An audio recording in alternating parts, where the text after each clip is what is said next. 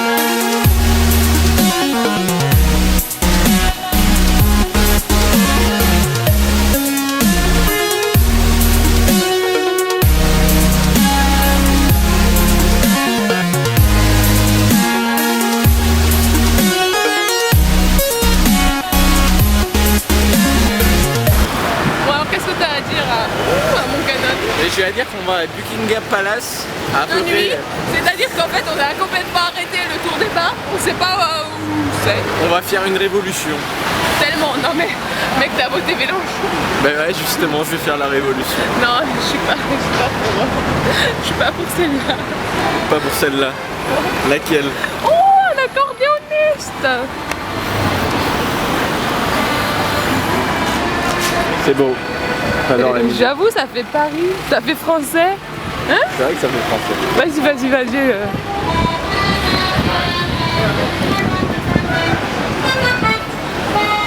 I love you.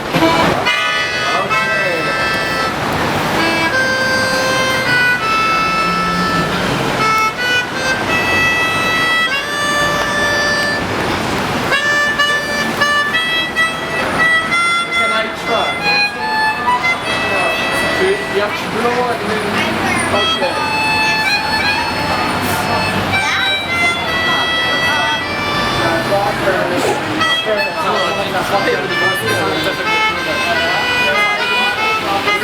If I do something, can you...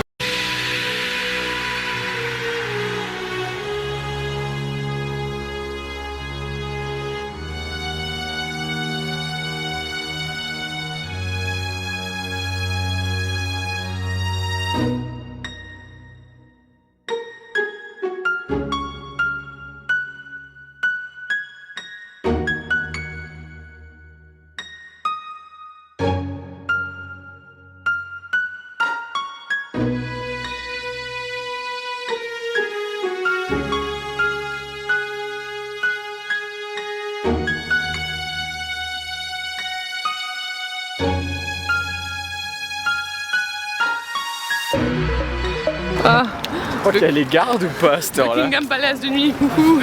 Bah ouais, du coup, on ne voit rien. Non, on ne voit absolument rien, ça veut dire qu'on ne voit même pas. Donc cette vidéo sera à chier.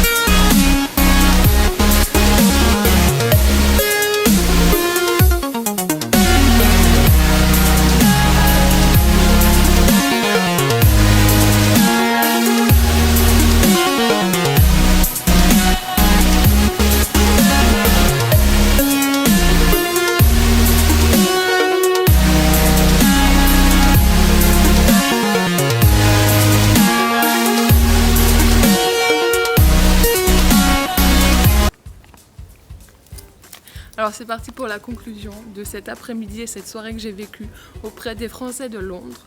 J'ai trouvé la communauté sur Facebook. Ça peut s'appeler, en fait il y a plusieurs groupes, ça peut s'appeler le Cercle des Français, les Français de Londres, BeExpat qui partagent les événements.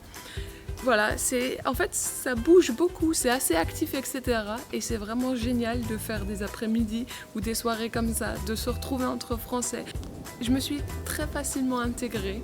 C'est-à-dire en 2 minutes, j'ai posé mon sac, j'ai été sur un groupe, je leur ai dit voilà, je suis nouvelle, je viens d'arriver. C'était très facile, ils m'ont intégrée et ils ont été super chaleureux dès le début. Bien sûr, il y a eu le moment des présentations, donc c'est-à-dire qu'est-ce que tu fais ici, comment tu as trouvé, qu'est-ce qui te manque en France, qu'est-ce qui te manque en Angleterre de France, comment tu te sens, si ça va et tout, parce qu'au final on a tous un peu le mal du pays, quoi qu'on en dise. C'est pour ça qu'on se retrouve. Ça nous aide à dépasser le mal du pays, parce que quand on fait une après-midi comme ça, même si on est à l'étranger, on a quand même les Français, on se retrouve entre nous, on se comprend, etc. Et ça c'est vraiment super, c'était une super expérience à vivre. Sur 10 personnes, à peu près la moitié étaient au pair, Un quart était en stage, c'est-à-dire à mettre dans les CV, c'est toujours bien de dire que tu as participé 1 an en Angleterre.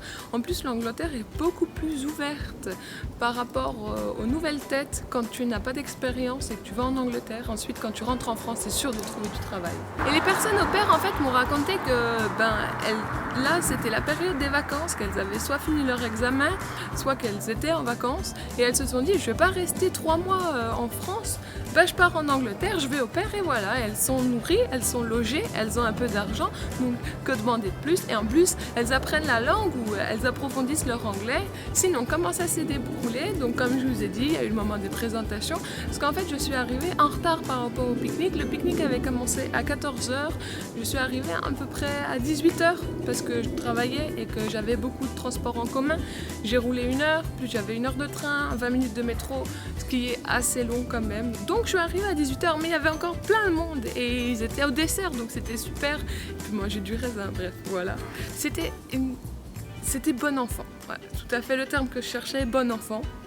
Ensuite, il y a l'organisateur qui m'a expliqué un peu comment ça allait se passer, le Banana Tour, ça coûte 10 livres, tu rentres dans 4 bars, tu rentres dans 4 clubs, tu as un shoot offert dans chacun des clubs, donc ce qui est super, et tu as réduction sur mélange vodka et sur les bières, c'est-à-dire c'est à 3 livres. C'est extra. Et en plus, tu es avec des Français, tu les reconnais avec le bracelet parce que tu n'as pas forcément vu tout le monde au pique-nique. Donc ça crée quelque chose, ça crée des liens, quoi qu'on en dise. Les soirées étaient géniales, on ne s'est jamais perdu. Ce que j'ai fait, c'est qu'à un moment, à peu près au 3e bar, je pense pas avoir vu le 3e bar, non c'est ça, au 2e bar avec Baptiste, on est parti dans Londres, on s'est baladé, on a été voir Buckingham Palace, on a été voir Big Ben, que vous allez voir en fait dans mon vlog, et ensuite on les a retrouvés au dernier bar. C'était une bonne ambiance, mais il y avait un peu trop de monde, donc ça se bousculait, donc on a voulu partir assez rapidement. Ensuite on est rentré à pied, donc je pense retourner à Londres très rapidement. Je sais qu'il y a un barbecue party le 14 juillet, comme ça, en plus, c'est la fête nationale. Voilà, donc la conclusion, c'est qu'il y a des super cercles, il y a des super groupes de Français qui sont extrêmement chaleureux, qui sont là en plus pour t'aider à trouver un logement, pour t'aider à te faire des amis, pour moins te sentir seul. Ils vont être là pour te donner des conseils administratifs ou t'aider par exemple à avoir ton numéro national d'assurance ou des choses comme ça, j'imagine. Bref, passons. Voilà, tout est dit.